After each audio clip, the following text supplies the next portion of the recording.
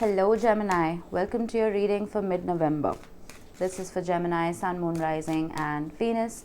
Please make sure you check all your placements. I'm going to take it to get a clear picture of what's going on for you at this time. As always, this is a general reading. It may or may not resonate for all of you. Please take the bits that do resonate and leave the rest behind for somebody else. Pulling a simple past, present, future spread for you today, but I'm starting off with the RKO deck by Nick Pantock. I haven't used this deck in a really long time, but it is stunning. And oh my goodness. Okay, if you're on the cusp or you're dealing with a Taurus, go watch that reading. They got the exact same card. We have Anima, Animus and Demon, which is literally the devil and the lovers together. Wow, that is crazy. Now, Anima, Animus, it talks about, well, yin and yang. It talks about polar opposites. It talks about the sun and the moon. You could be dealing with somebody who is the complete opposite of you, okay? Not just when it comes to, could be anything, culture, ethnicity, race. It could mean someone who almost, I don't want to say completes you, because we are whole and complete within ourselves, or at least we should be. It's someone who brings in things that you may lack and vice versa, okay? It is possible that you function more from a place of logic, which I wouldn't completely eliminate from this equation, because you are a Gemini. You're ruled by Mercury, right? So you're a very intellectual and witty and highly communicative sign. It's possible that the person you're dealing with functions more from a place of the heart.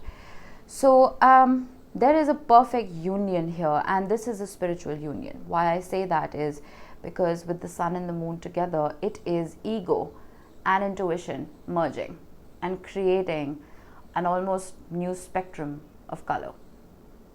It is somebody who comes about and makes you see life from a fresh pair of eyes, the way you would have never seen it before, and vice versa. Now, when it comes to the demon, I am referring to the book. It says, the demon is contrary and complex, offering you a glimpse into the poison chalice without demanding that you drink it. If you keep him at arm's length and take his insights in homeopathic doses, he will keep you protected from greed and envy.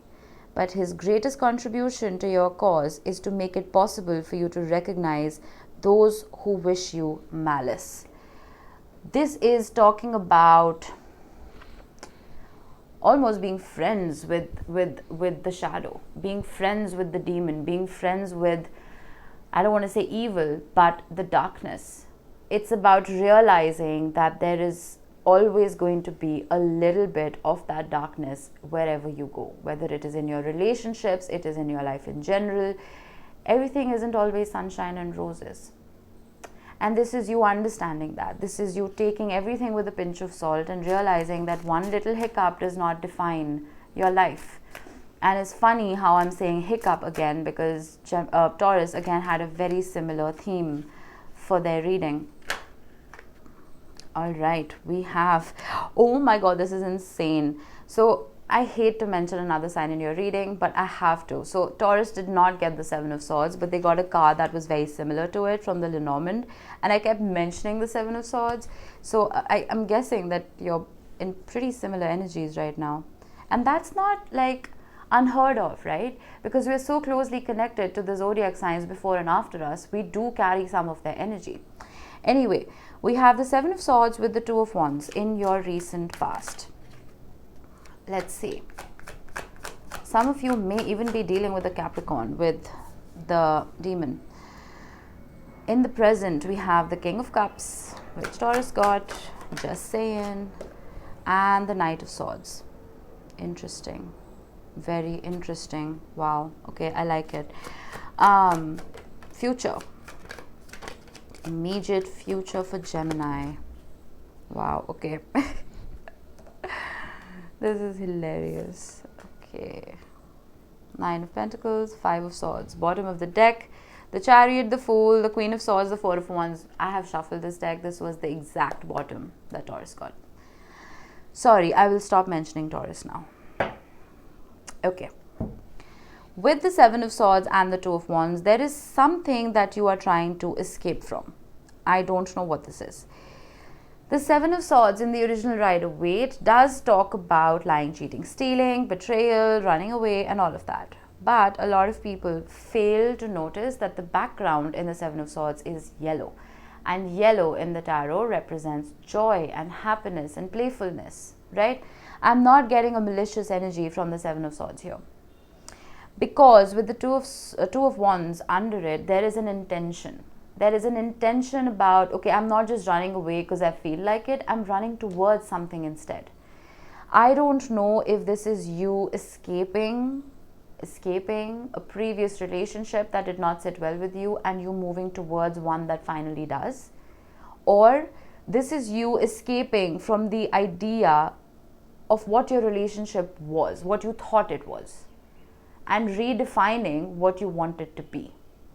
Because once you start making that your reality, it transcends into it, right? We are creators of our life. I am going to get a Lenormand. I always mess up the pronunciation. Just to see what this could be talking about. We have dog. Okay then, I will have to consult the book. I'm using new decks today. I don't want to tell you anything wrong. Now, the dog talks about loyalty, kindness, trust, and partnership. The dog brings about a sense of security.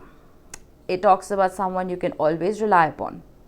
And the dog is a harbinger of luck.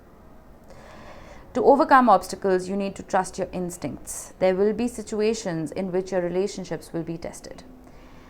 The dog signifies confidence in a partner, self-sacrifice, timely support, and the desire to please someone you love with all your heart. Okay, this is interesting.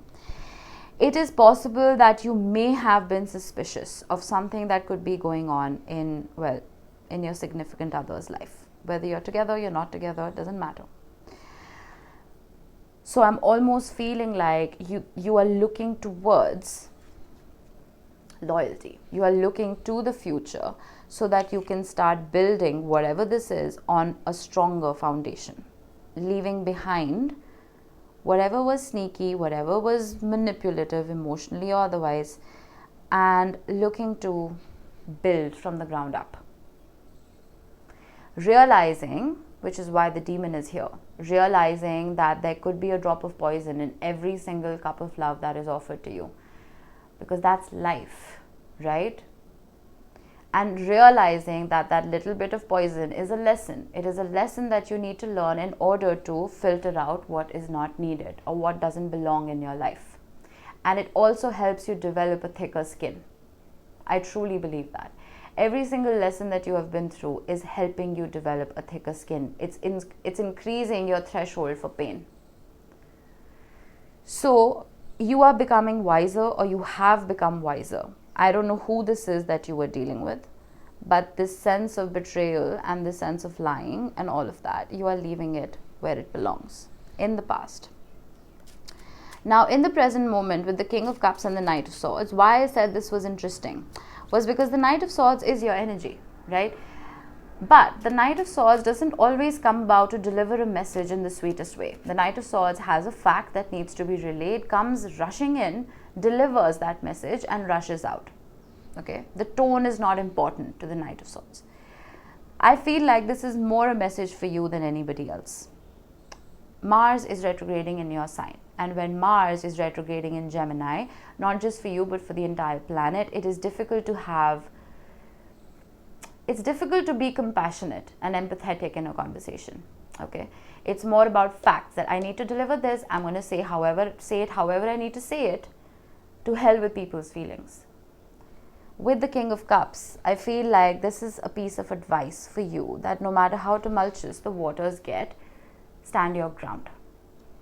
Don't lower your standards. Don't let people walk all over you, but inject a little bit of empathy in your conversations and you may see better results.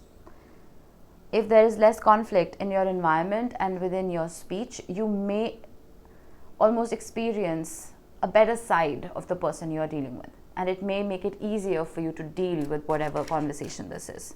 It may lead to results, instead of just stagnating into nothing. Wow, okay. Oh, nice, we have key. I wasn't going to mention Taurus, but they got the same card. Or at least I think they did. Never mind. Now, with the key, this talks about answers. It talks about unlocking something, opening or closing something. It talks about wishes, new beginnings, and opportunities. There may be an opportunity for you to have this particular conversation. Okay? But the key card, in general, promises a favorable course of affairs. It suggests the transition of relationships to a new level where loving people become very close. Loving people being the keywords here. Make sure you are functioning from a place of compassion, empathy, love, and intuition. You do have a message that you want to deliver. You do have a fact that you want to relate to somebody else. Okay? Use this tool wisely. Whatever opportunity this is, whenever it is coming in for you. Now, with the 9 of Pentacles and the 5 of Swords, I laugh because you're really cracking me up. The 9 of Pentacles has been modernized into being the card of being single. Okay? But for me, especially in this deck, the 9 of Pentacles, talks about wisdom. It is one of the only decks I've seen in which it is represented by a fairly old woman instead of a very young one like in the original Rider-Waite. So it does talk about maturity. It talks about having weathered a million storms to reach that place of calmer waters. But with the 5 of Swords right here, it's almost like you're looking for a shortcut. You're looking for a shortcut to reach this place of success. I'm not saying that you're trying to get single. Some of you, maybe it is possible with you running away here. Some of you may be trying to exit a previous relationship so you can enter a more wholesome one. But I'm almost getting that in order to reach this pre-Empress energy, no gender in tarot, just take the energy with you.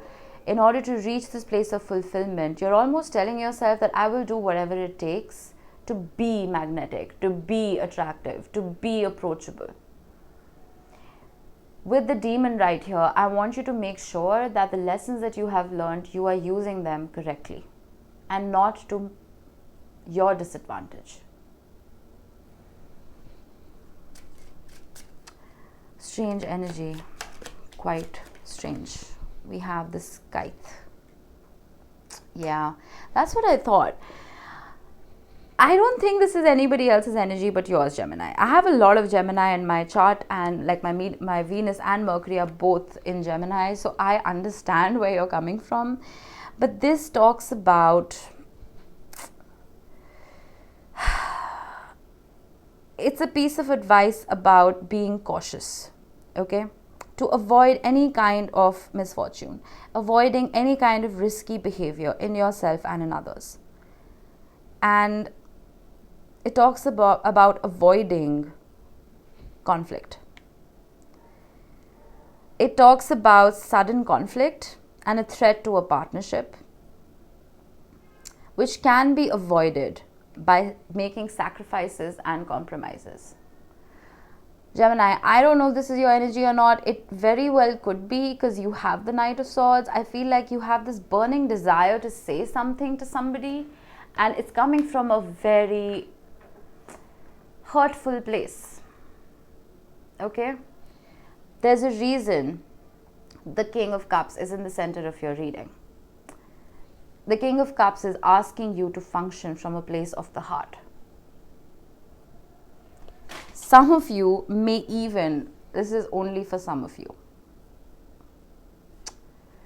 you may be projecting yourself to be single when you're actually not.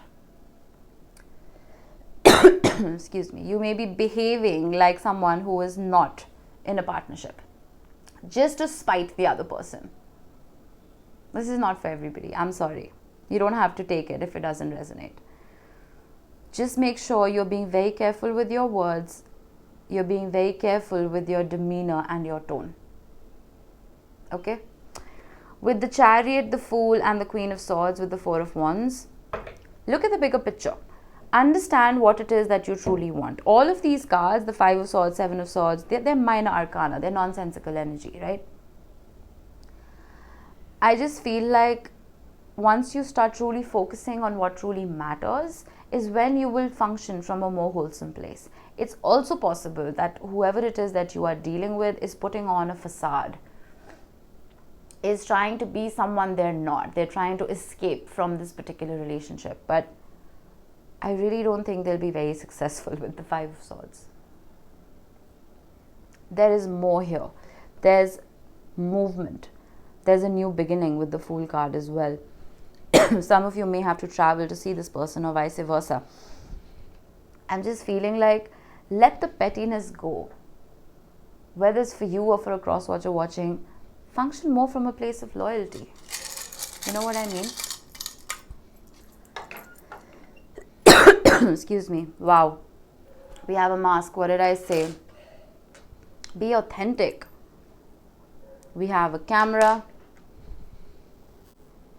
which could speak about memories, nostalgia, someone reminiscing. Yeah, someone's really reminiscing. We have an elephant, which talks about memories. Someone could be thinking about you, or vice versa. Just make sure you're carrying the good memories with you, right? Let those trump the bad ones if you want this to work. We have the Hamsa hand, which is telling me that you are protected, you are divinely guided. If anyone wishes you ill, they'll be put in their place. We have Virgo. You could have Virgo heavily in your chart. You could be dealing with someone who doesn't have to be. And we have the letters N, I, and H. These could be your initials. They could be the initials of someone you're dealing with. It could be the first letter of a street, a country, a city. I say that because we do have the Chariot, but doesn't have to be. All right, slightly vague reading, Gemini, but well, there we have it. I hope this helped you guys. I will see you in the next one. Bye-bye.